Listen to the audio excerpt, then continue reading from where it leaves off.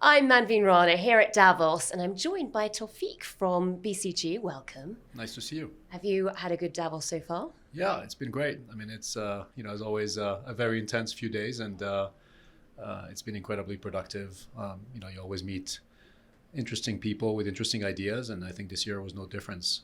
In particular, in my world of the private capital world and investors, there's a lot of things happening after a decade of low interest rates, and the theme is really around how do we make money going forward as investors. What are you hearing from people? Well, you hear quite a few things. I mean, let me maybe decompose it. One is around the consolidation of the industry. Many of the players have decided that they need more scale, they need a bigger balance sheet, and therefore you see quite a few mergers or acquisitions. You saw recently BlackRock buying GIP.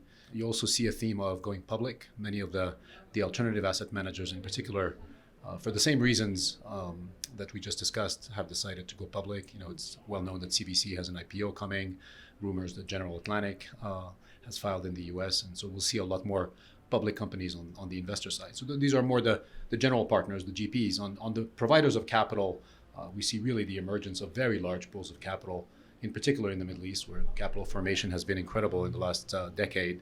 And they're very important players of the financial ecosystem now, investing in infrastructure, in private equity, in growth and venture. And they provide a lot of the capital that fuels the world's economy right now. We are starting this Davos at a time of huge instability, though. So, what are your predictions for investment trends over the rest of 2024? Right. Well, it's always hard to make predictions, and you often turn out to be wrong. So maybe more, I leave with an optimistic feeling that I think the world's economy has proven incredibly resilient. I mean, just in the last couple of years, we had a war in Europe, we had a global pandemic, we have a war in the Middle East, we have geopolitical tensions in North Asia, and yet the world's economy continues to hum along. And I think there's a lot of capital in the world, and that capital is going to get deployed. It's quite a bit tougher than it was, say, 5 years ago to generate the returns that people are expecting. But I really remain quite optimistic. The promise of AI, you've seen that AI is all over Davos this week. I think that's a massive technology revolution that's going to impact the $100 trillion or so of the world's economy. And so there's a lot more opportunities than challenges in my view.